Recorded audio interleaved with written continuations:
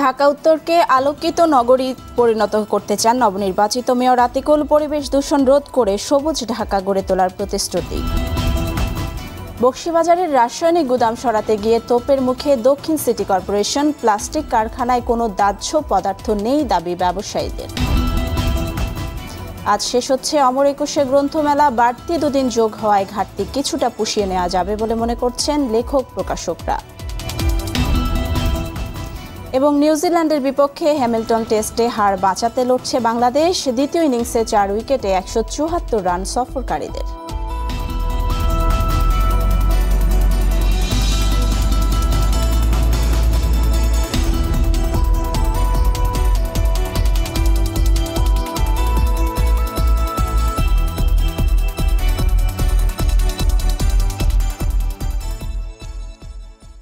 আসসালামু আলাইকুম, স্বাগত জানাচ্ছি আরটিভি দুপুরের সংবাদে। শুনছিলেন মার্কেন্টাইল ব্যাংক সংবাদ শিরোনাম। পুরো সংবাদে আপনাদের সাথে আছি আমি ফারজানা নিশি।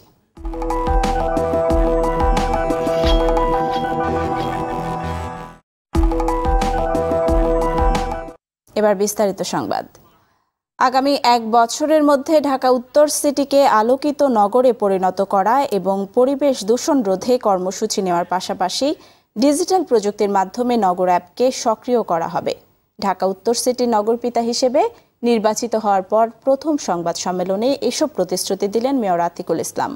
রাজধানীর উত্তরায় নিজ বাসভবনে সাংবাদিকদের তিনি বলেন, স্বল্প, মধ্যম এবং দীর্ঘমেয়াদী কর্মসূচি হিসেবে ঢাকা উত্তরের উন্নয়নকে 3 ভাগে ভাগ করা হবে।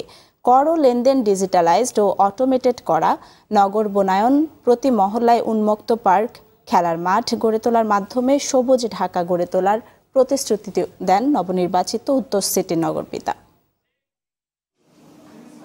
আমি 1 বছর থাকি আর পরবর্তী কন্টিনিউ করি। আমি মনে করি যেদিন থেকে দায়িত্ব পাবো সেদিন থেকে আমি সেবা দিতে চাবো। তারপর বাকিটা জনগণের কাছেই, জনগণই সেই বলে দিবে, ম্যান্ডেট দিবে আমি কি আবার 5 বছর থাকতে পারবো কি না পারবো। বাট কাজ আমি করে যাব প্রথম দিন থেকেই, এইটুকু আমি বলতে পারি আপনাদের। ঢাকা উত্তর সিটি কর্পোরেশনের উপনির্বাচনে বিরোধী দলের যোগ্য প্রার্থী না থাকায় শক্ত প্রতিদ্বন্দ্বিতা হয়নি, এমন মন্তব্য করেছেন আওয়ামী লীগ সাধারণ সম্পাদক ওবায়দুল কাদের। ধানমন্ডিতে আওয়ামী লীগ সভাপতির রাজনৈতিক কার্যালয়ে সমসাময়িক রাজনৈতিক ইস্যুতে সাংবাদিকদের সঙ্গে আলাপকালে কথা বলেন তিনি। এ সময় কোনো মন্ত্রী, সংসদ সদস্য যেন উপজেলা নির্বাচনে আচরণবিধি লঙ্ঘন না করেন সেজন্য সতর্ক থাকার আহ্বান জানান ওবায়দুল কাদের। তিনি বলেন, জাতীয় ঐক্যফ্রন্ট নির্বাচনে অংশ না নিয়ে ধ্বংসের পথে আরেক ধাপে এগিয়ে গেল। সিটি কর্পোরেশন নির্বাচনে আমি আশা করেছিলাম ট্রু অপোজিশনের রোল প্লে করা, যে অঙ্গীকার তারা করেছিলেন সিটি কর্পোরেশন নির্বাচনে প্রার্থী দিয়েও তাদের প্রতিদ্বন্দ্বিতার মধ্যে সে অঙ্গীকারের প্রতিফলনটা দেখা যায়নি, তাহলে নির্বাচনটা আরো জমত। রাজধানীর বকশীবাজার এলাকায় রাসায়নিকের গুদাম সরানোর সময় ব্যবসায়ীদের বাধার মুখে পড়ে দক্ষিণ সিটি কর্পোরেশন। দুপুরে বকশীবাজারে কয়েকটি এলাকায় প্লাস্টিক কারখানা গুদামের বিদ্যুৎ, গ্যাস ও পানির লাইন কেটে দেয় কর্তৃপক্ষ। অভিযান অব্যাহত রাখতে গেলে স্থানীয় ও ব্যবসায়ীদের তোপের মুখে পড়েন ডিএসএসির প্রধান স্বাস্থ্য কর্মকর্তা ব্রিগেডিয়ার জেনারেল শরীফ আহমেদ। এ সময় ব্যবসায়ীরা দাবি করেন, প্লাস্টিক কারখানায় কোনো দাহ্য কেমিক্যালের ব্যবহার হয় না।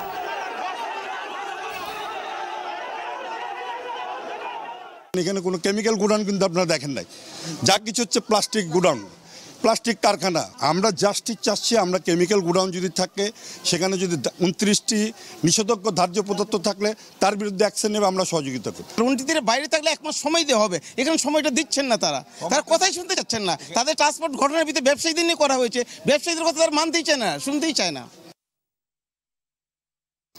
এদিকে রাজধানীর পুরান ঢাকা চকবাজারে চুরিহাট্টায় আগুনের ঘটনায় পুড়ে যাওয়া জাকির হোসেন নামে আরও একজনের মৃত্যু হয়েছে। সকালে ঢাকা মেডিকেল কলেজ হাসপাতালের বার্ন ইউনিটের নিবিড় পরিচর্যা কেন্দ্রে চিকিৎসাধীন অবস্থায় তার মৃত্যু হয়। এ নিয়ে ভয়াবহ অগ্নিকাণ্ডের ঘটনায় মৃতের সংখ্যা বেড়ে দাঁড়ালো 71 জনে।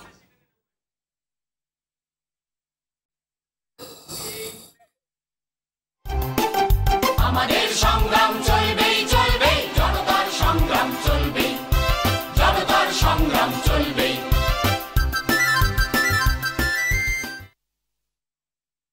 অগ্নিঝরা মার্চের খবর। আজ অগ্নিঝরা 2 মার্চ। ৭১-এর এদিন পাকিস্তান সরকারকে চাপে ফেলতে হরতালের ডাক দেয় মুক্তি পাগল বাঙালি। সকাল থেকেই সব স্তরের মানুষ হরতালে সাড়া দিয়ে ঢাকা অচল করে দেয়। সকাল 11টায় ঢাকা বিশ্ববিদ্যালয়ে ছাত্র সংসদ পরিষদের ডাকা সমাবেশে প্রথম ওড়ানো হয় গাঢ় সবুজের মাঝে রক্ত লাল বৃত্তে মানচিত্র খচিত পতাকা। 2 মার্চ পুলিশের সঙ্গে ছাত্রদের সংঘর্ষে ফার্মগেট এলাকা রণক্ষেত্রে পরিণত হয়। বিকেলে সমাবেশ হয় পল্টন ময়দানে। সন্ধ্যার পর হঠাৎ করেই সেনা কর্তৃপক্ষ কারফিউ ঘোষণা করে। রাতে নিহত হয় 23 মুক্তিকামী জনতা। বিভিন্ন সমাবেশ থেকে ঘোষণা দেওয়া হয় স্বাধীনতার প্রশ্নে কোনো আপোষ নেই। অন্যদিকে পাকিস্তানি গোয়েন্দারা এসব খবর দ্রুত পৌঁছে দিতে থাকে প্রেসিডেন্ট হাউসে।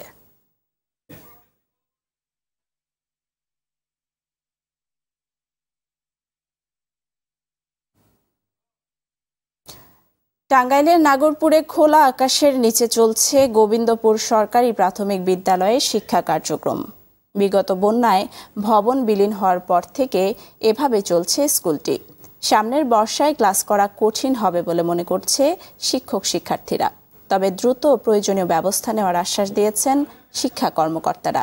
টাঙ্গাইল প্রতিনিধি কাজী জাকিরুল মাওলার তথ্য, ছবিতে রাসেল আহমেদের রিপোর্ট। কোমলমতি শিশুদের এমন শিক্ষা কার্যক্রম চলছে টাঙ্গাইলের নাগরপুর উপজেলার গোবিন্দপুর সরকারি প্রাথমিক বিদ্যালয়ে। 2017 সালের বন্যায় নদীতে বিলীন হয় বিদ্যালয়টির একমাত্র ভবন। এরপর থেকে পাঠদান চলে খোলা আকাশের নিচে। নতুন ভবন নির্মাণ না হয় দিনের পর দিন রোদ বৃষ্টি মাথায় নিয়ে ক্লাস করতে হয় শিক্ষার্থীদের। মুখে রোদ লাগে, তাই আমাদের পড়তে খুবই সমস্যা হয়। স্কুলে খুবই অসুবিধা হয়, মাথার উপর রোদ, বেড়া নাই, ছাদ নাই, খুবই কষ্ট হয়। এর আমরা বিদ্যালয় চাই। রোদ আসে, বৃষ্টি আসে, তাই আমাদের খুবই সমস্যা। আমরা একটা বিদ্যালয় চাই। ভবন না থাকায় বিদ্যালয়ে শিক্ষার্থীর সংখ্যা কমছে। একই সঙ্গে বিপদের ঝুঁকি থাকায় সন্তানদের নিয়ে চিন্তিত থাকেন অভিভাবকরা। সারা দিন রোদে থাকে, আবার যে বৃষ্টি নামে, ঝড় বৃষ্টি আসে, নিজেকে ভয় করে, বাচ্চাগুলো কোন রইলো না রইলো। ছেলে স্কুলে আসতে চায় না, স্কুল ঘরে নাই।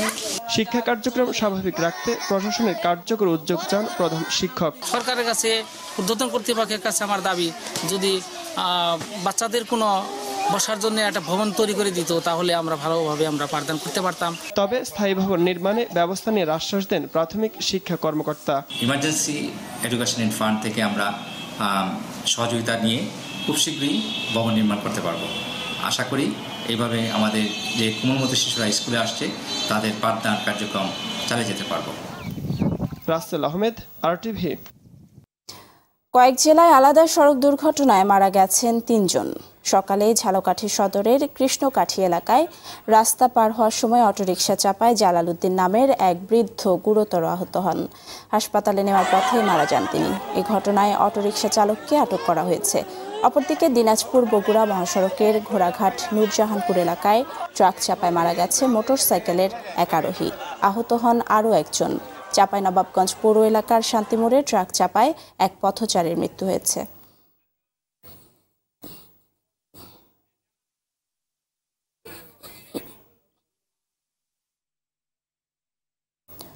পাবনার ঈশ্বরদীতে এলাকাবাসীর গণপিটুনিতে মারা গেছে সন্দেহভাজন এক ডাকাত।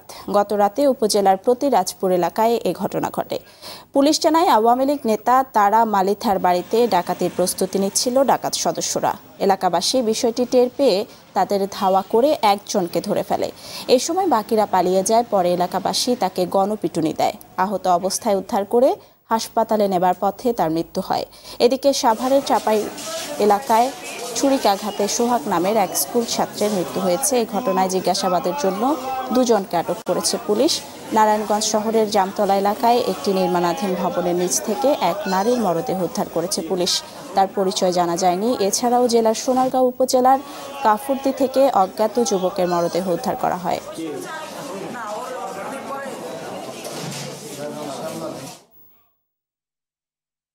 প্রতারণা করে শত কোটি টাকা হাতিয়ে নেয়া প্রতারক চক্রের 22 সদস্যকে আটক করেছে র্যাব।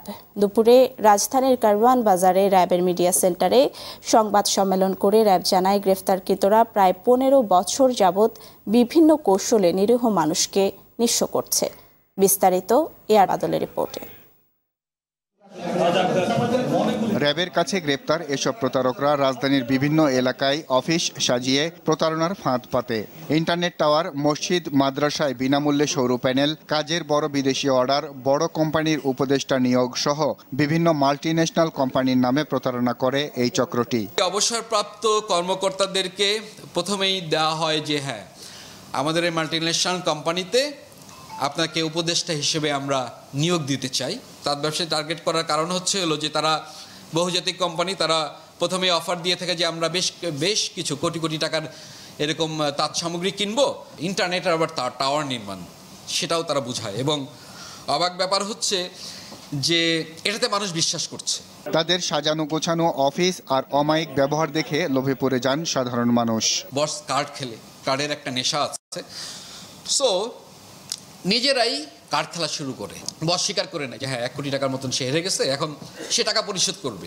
নিয়ম হচ্ছে যে আমাদের তো টাকা শো করতে হবে, শো না করলে তো আমরা বস তো টাকা দিবে না। নিজেদের মধ্যে একজনের টাকা শর্ট পড়ছে আর কি, সে ব্যাংকে যাচ্ছে টাকা তুলতে, টাকা সে নিয়ে যায়, বাইরে যায়, ভাই একটু দাঁড়ান আমরা আসতেছি, এই যে আসলো, নিয়ে গেল, আসলো, অফিসের লোকজন সব শিফট হয়ে যাবে, সবকিছু হয়ে যাবে।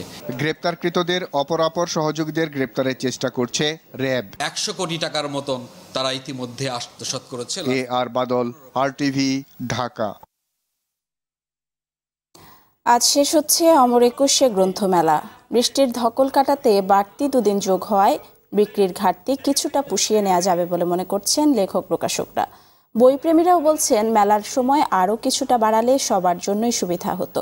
সাপ্তাহিক ছুটির দিন পাঠক, দর্শক এবং শিশু কিশোরদের পদচারণায় মুখর হয় মেলা প্রাঙ্গণ।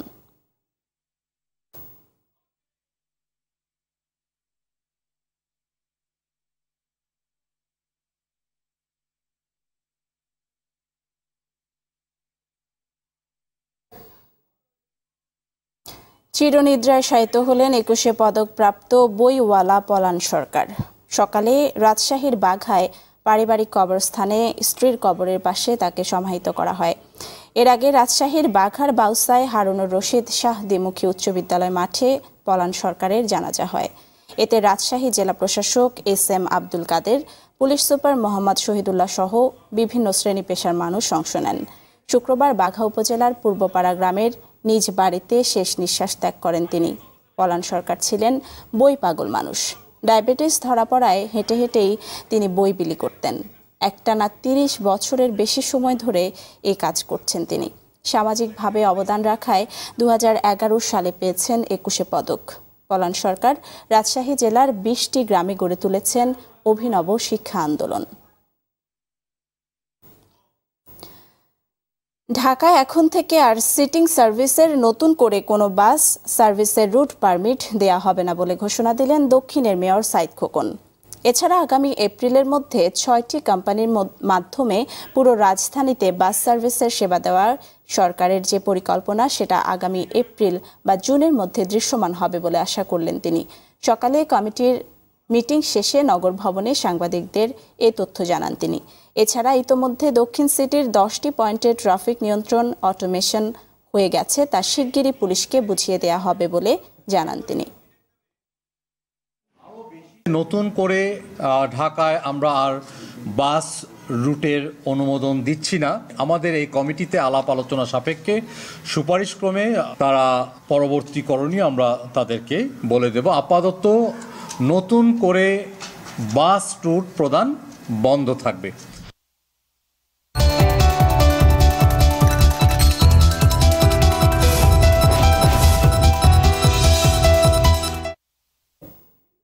মধুমতি ব্যাংক বাণিজ্য সংবাদ। কুড়িগ্রামে শুরু হলো মাসব্যাপী বস্ত্র ও কুটির শিল্প মেলা। সকালে শহরের দোয়েল চত্বর সংলগ্ন স্বাধীনতার বিজয় স্তম্ভ চত্বরে এর উদ্বোধন করেন জেলা পরিষদ চেয়ারম্যান মোহাম্মদ জাফর আলী। মাসব্যাপী এ মেলায় খেলনা, কাপড়, জুতা, প্রসাধনী সহ নানা পণ্যের শতাধিক স্টল ঠাঁই পেয়েছে। বিনোদনের জন্য রয়েছে ট্রেন ও নাগরদোলা সহ বিভিন্ন আয়োজন। মেলা সুষ্ঠু ও শান্তিপূর্ণ করতে প্রয়োজনীয় ব্যবস্থা নেওয়ার কথা জানায় কর্তৃপক্ষ। তার আগে শিরোনামগুলো জানিয়ে দিচ্ছি আরও একবার।